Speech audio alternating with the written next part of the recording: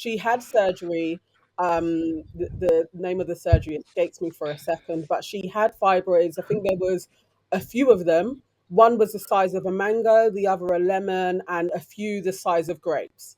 And she had been suffering with this for like 5 years.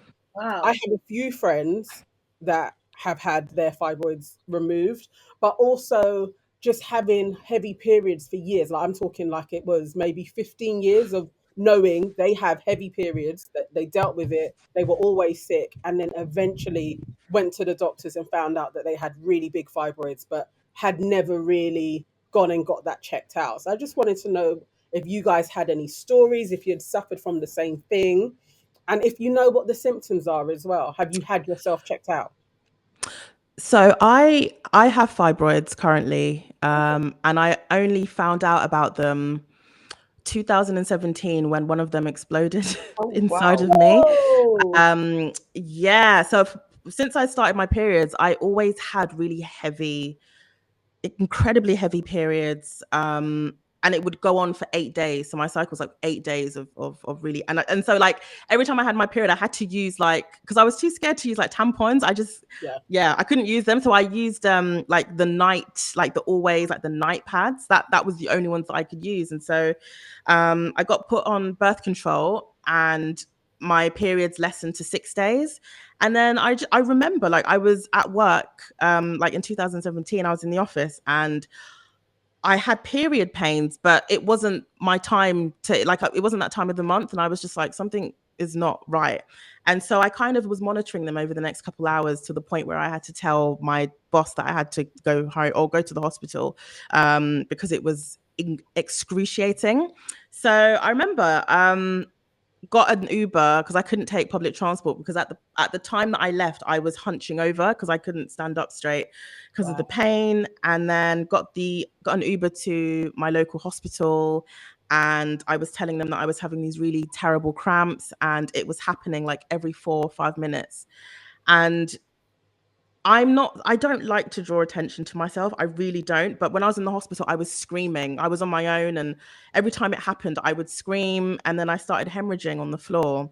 And they left me in the emergency, in the reception, for 4 hours before I was seen. No. So I was bleeding out on the floor, and everybody was coming over to see if I was okay. The receptionist was just like, just give us some paracetamol. She'll be fine. No way.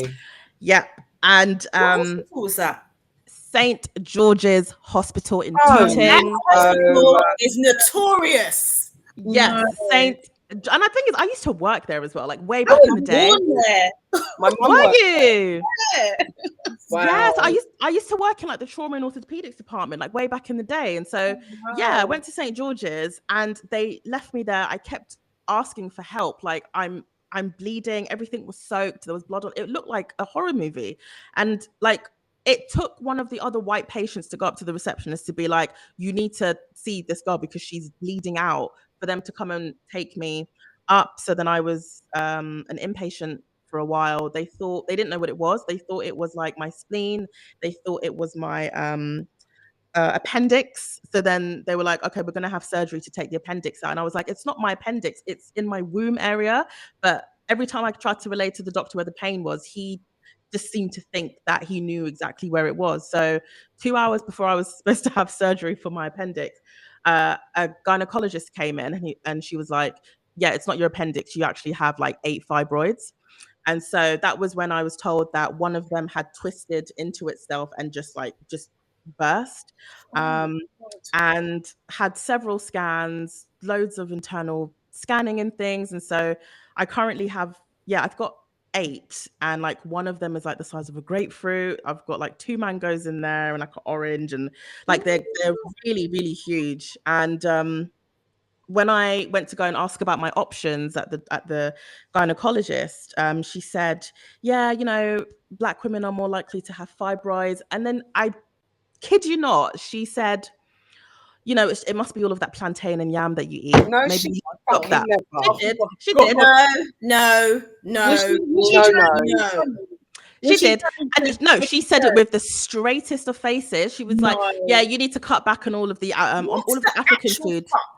because apparently plantain has a lot of estrogen in it, which I don't think it has. But basically, fibroids live on estrogen. That's what makes them get bigger.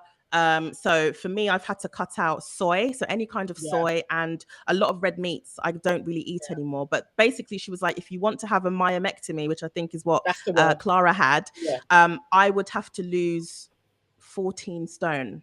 What? And I was just like, wait, what? No. That's Wait. That's a whole life. No. That's a whole like teenager. Wait. I was like, wait, why? Because there are loads of plus size people who have surgery, especially if they're having weight loss surgery. Like they can have the surgery. She was like, no, because anesthetics, and we might run out of anesthetic, and it might, it was very fat phobic. Yes. Oh my god, this is crazy. So much. Yeah, she was like, you can eat. Pardon? She said that you would run out of anesthetic, and then your heart rate might drop because of the weight. So she's like, you can either have that, or you can have a hysterectomy, or you can just wait and then just see what happens. So I was like, I really want kids. Like I'm 32. Like I would want to have kids. So I was like, I'm not having that. I'm gonna wait. And because at the moment, a really good treatment for fibroids is to have the contraceptive implant in my arm. So that's what I've had for 4 years, and literally everything has just stopped. No pain. My fibroids, when I went to go and get a fertility check last year, because I was getting really nervous about like how is it affecting my fertility, they said everything was absolutely fine and that they've actually shrunk because of this implant. And so I haven't had periods for 4 years. I was going to say, because the implant did the opposite to me. It gave me a period for the whole duration I had it. It's so temperamental, that thing, but it's been such a life send. It's been good for you. Yeah, and so I've just been having that and just trying to watch what I eat with regards to the estrogen bits. But apparently fibroids is a lot more common in Black women. This gynecologist, I don't know what she's saying about yam and plantain, but nobody's taking my plantain away from me. I can say that today. Right. And also, was this St. George's as well? Was a gynecologist from there as well, or somewhere else? No, so the gynecologist was St. Mary's, around Kingston. Is it around Kingston area? St. Mary's, Queen Mary's Hospital. Yeah. I'm just so disgusted by everything that you've told me there from the minute that you got to the hospital. It's that Black pain thing, isn't it? Like, this is why so many Black women pass away after childbirth, because they're just ignored. You're sitting there bleeding, and they're telling you it's your appendix, to the point where they're actually scheduling to take your appendix out. It's just, my mind is blown. And to have the audacity to tell you eat too much plantain and yam, that's the reason why. You know what I mean? And I submitted a complaint to PALS because I overheard one of the nurses saying, "Oh, just keep her on paracetamol. She'll be okay with the pain." And I heard that specific phrase. Eventually, I ended up going on morphine for 4 days and like kind of being semi-comatose because that's how bad the pain was. But when I heard that nurse say, "I'll just give her paracetamol, but she can handle the pain," that's when I knew, you guys are very, very racist. And went to PALS and everything, had it escalated. I'm still waiting for them. It's been like 5 years. I chase up like a couple times a year to see what their decision is, but it was one of the worst pains I've ever had in my life. It's horrible. They gave me gas and air and everything.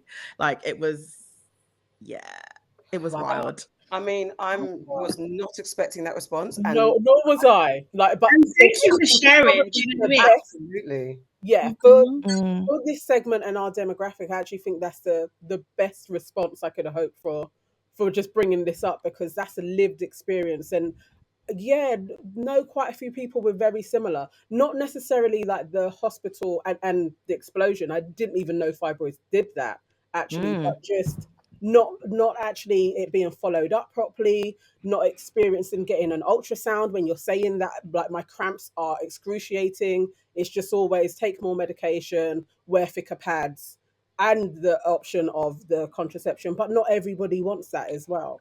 Exactly. So that's and it doesn't work for everybody as well. So thank God it has been working for you. Do you know what size it shrunk down to now? So I think at the moment they're like this. The nurse, when I went to the fertility clinic, said that they're kind of like the size of like oranges, so still quite big. And I think in the future, on orange is still that's a good bit of shrinkage.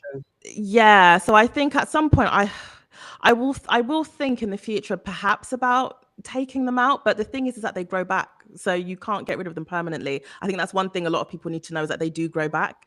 So my thing is, do I go through the trauma of having surgery only for them to come back a year later, or do I take that risk and then, you know, when I am ready to have kids, do I take the risk and try and get pregnant anyway and see what happens, or do I have to lose like this 50? I don't believe I have to lose 15 stone, but like, that sounds ridiculous to that's me. going to take me years. You're going to be in minus. I don't understand. That's what I mean. That sounds. What are they saying? You need to weigh the size of a small child. Like, I literally don't understand. 15 stone is not a small child. That is literally. No, I mean like. No, left after. I'm saying, you know, like, what are they telling you? Like, I don't like. Do they want you to get down for a baby? She didn't even weigh me. She didn't even, because I'm like, so you want me to lose 15 stone, but then that would mean that I'm how much do I weigh them? What, 3 stone? Like 4 stone? That's what I'm saying. The size of a baby or a small, like, what is wrong with them? I'm really disgusted. I shouldn't even be disgusted, because we hear these sort of things all the time from Black women and how they're treated. You know, once you go to, it's just, but the level. She said to you, consider it a hysterectomy. Yeah, she was like, yeah, you can do a hysterectomy. We can start giving you, or we can give you, and this is the option quite a few women take as well, is that they have an early menopause. So they will start having medication, because there's what's the name of the medication? There's a medication that can start early menopause.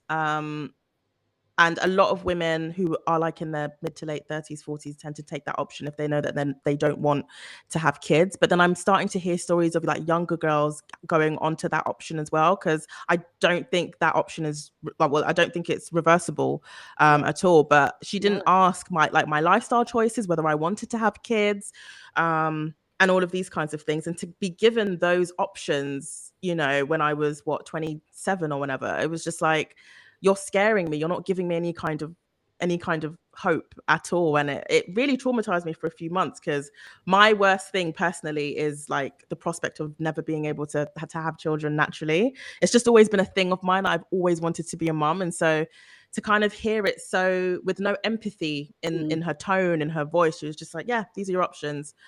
And I was just like, screw you, man. Like, and at least you were able to think like that, because there's going to be girls out there that get this, women that get this information, and they just feel like they have no choice, like, you know, because the pain that they're in, they're like, well, maybe I do just go ahead and do that. And they, you know, they might not have anyone around them, or might not, you know, be as strong as you in your conviction of fuck you, I'm going to do what I need to do for myself. It's just, it's very, very sad. Let's get the comments. You're supposed to be in the world of cheering for people. Yeah. Right. And it depends on how many fibroids you have. Like my auntie had fibroids. She had 88 taken out of her.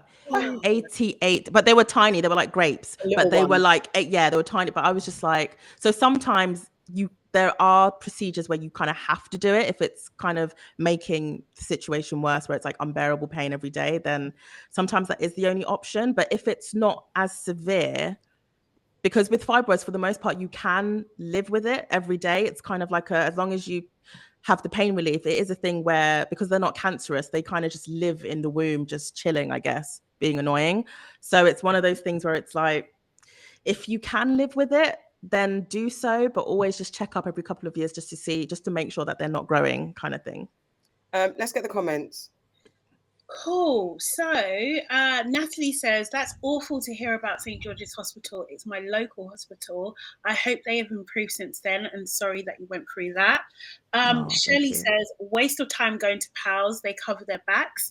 And also says, had fibroids, then hysterectomy. Before the hysterectomy, they gave me 3 injections of Zoladex to apparently shrink my uterus. Long story short, I kept on telling them about the side effects. No one listened. Had to have a mastectomy 3 months later. Sorry, say that again? Mastectomy. Mastectomy. Sorry, my pronunciation. 3 months later. Oh my God. Wow. Thank you for sharing as well, Shelley. Yeah, Okoye says the UK loves to have black women believe that we are more adversely affected by almost everything. Fibroids affects 1 in 3 women in the UK. Black women make up 2% of the UK population, so it's impossible for us to have it more than anybody else. It's just not possible. And also says my plant medicine teacher cured herself of fibroids with an endometriosis. She used a combination of anti-use diet and snake venom medicine. They're over 46. Okay, cool. So there's a plethora of advice online, I think. Do you know what I mean? And also speak to your doctor and your GP as well, kind of thing, if you're suffering from any of these types of things. Yeah, definitely. Because I was gonna, my thing was gonna be what are the natural things that you can do, the holistic ways you can do to get rid of these treatments. So it's definitely something that you speak to your doctor about, and medical. I went to a naturopath. My fibroids were very small, and I only had 4, and so they were shrinkable. But my doctor actually was like, you could probably sort this out by changing your diet and Yeah. then seeing a naturopath. So that's what I did. I went to I first of all I tried Chinese medicine and got herbs and stuff, and then I just went on a strict kind of yeast cleanse. So it was just all drinking stuff, and then after I had my child, had another scan, and they had all gone. So there definitely are ways to, Really? yeah, it was like a liver cleanse and colon cleanse, taking out sugar, soy, really being quite strict for a little while on like what I was eating, lots of greens. Okay. Spices can agitate bile and stuff, so that also can inflame bits and make it more violent. And because they do grow, like as you said, like when they cut it off, it can come back again. It's trying to stem the growth in your nerves, so there's just lots of things that you can ingest to kind of shrink them further. But mine was so small, it was easy to do. Mm. It's still worth kind of looking into the different ways that you can take various natural things, definitely, because I think surgery Definitely. isn't for everybody. Definitely, there's lots of horror stories with surgery as well. So it's like I always think try and go down the natural route before surgery. Yeah. I think Oh, Interesting thank what you you for were that. saying as well explore about. all options. Sorry, go ahead. No, go on. I was just saying explore all options. Yeah, Yeah. no, I was just going to go back to when you were talking about when you were younger and you had very heavy periods and they lasted for 8 days. And one of the first things they did was put you on contraceptive. Like, I think that is the standard that they do as well, without actually, maybe what they should do at that point is give people a scan and see what's happening, because it could have actually saved you years of pain if they'd looked at it then and then you were able to manage it in many different ways from that age. Because I think like I had very similar periods to what you said. Like I don't have fibroids, but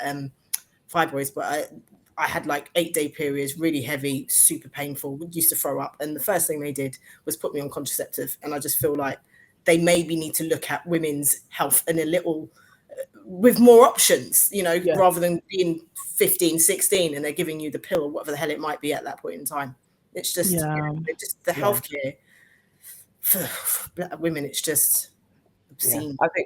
I think I always say the same, like they're so quick to medication and operation but not looking at natural options as well. I hate that they force those type of things on us. And I'd really Aquia has said, yeah, maybe get in touch with her. She like there's all sorts of ways to heal yourself, but just make sure you're informed, and not everything works. Natural doesn't work for everyone, and the typical traditional ways of medicine and healing doesn't always work for everyone.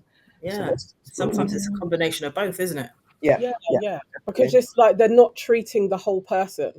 If you're just looking at fibroids as is, it's like separate from the whole person, their whole being, and you just treat that, then they're going to come back again. But if they actually treated us holistically, like you're looking at everything, all of our organs, how is it functioning? What's our blood like? You're probably going to have more lasting effects. But is that adding to your monetary value if people don't have to keep on relying on medicine? It's like, so it's really getting a scope of everything, because they do have the machinery to be able to check you over properly, and then maybe bringing that information to a naturopath may offer another scenario as well, working in conjunction with. I think it's definitely best to look at your whole body in its entirety and not just one part that is showing a symptom, because it could be from somewhere else totally. And it's like, actually, if I just treated this area of me, my kidneys, my fibroids may go. Like, we don't know how everything is all connected because that's not how they're looking. All right, guys, thank you